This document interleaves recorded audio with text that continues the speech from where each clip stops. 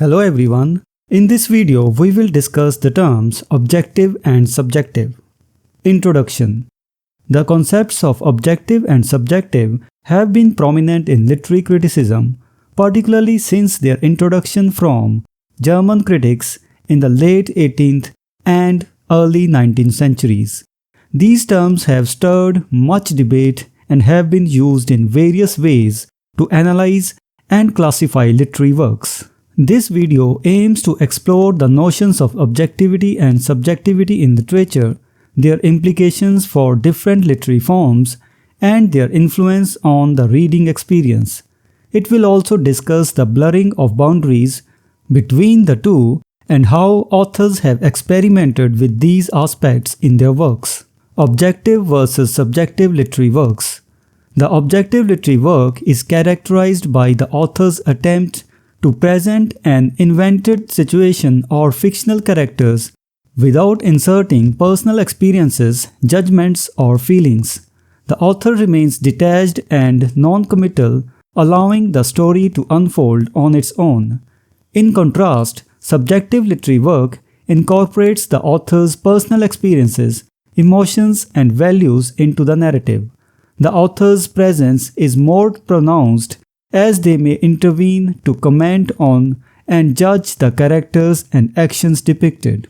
Subjectivity in different literary forms. In poetry, subjectivity is evident when the I or the lyric speaker is associated with the poet, making the emotions and experiences expressed in the poem feel deeply personal and autobiographical. Objective poetry, on the other hand, employs an invented speaker, dissociating the poet from the persona, which provides more room for interpretation by the reader. In the novel, subjectivity may manifest through the narrator's interventions, reflections, and judgments, which can shape the reader's perception of the characters and events. Objective novels, however, adopt more neutral stance, aiming to create the effect that the story is unfolding organically without the author's influence. Mixing objectivity and subjectivity. It is essential to recognize that the division between objective and subjective works is not absolute, but rather a matter of degree. Many literary works exhibit a blend of both elements, making it challenging to categorize them definitively. Authors often employ a mix of subjective and objective techniques to create a rich and engaging narrative. Metafiction and fabulation.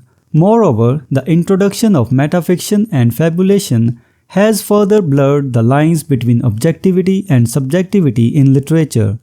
Metafiction foregrounds the role of the author and reader in inventing and receiving the fiction, inviting them to reflect on the creative process.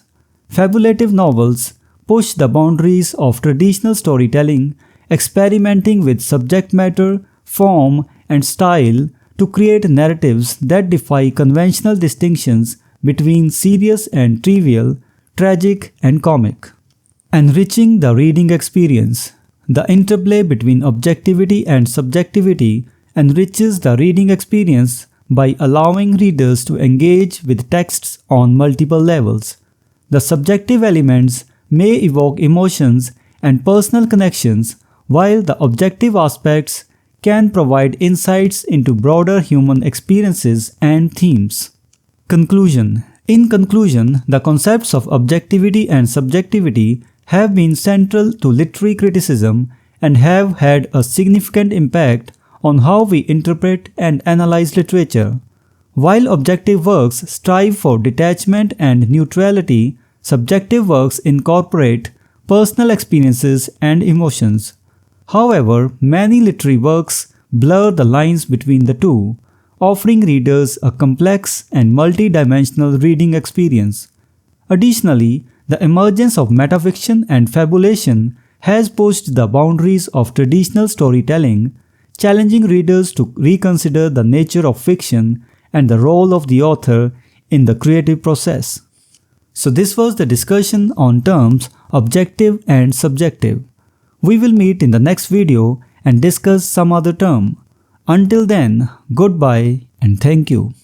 Hello everyone, welcome to this series on literary terms and literary theory. If you want to study the notes and MCQs related to this term, you can click the link given in the description. We are also going to start our online and offline classes for UGC NET for English literature very soon. So stay connected with us.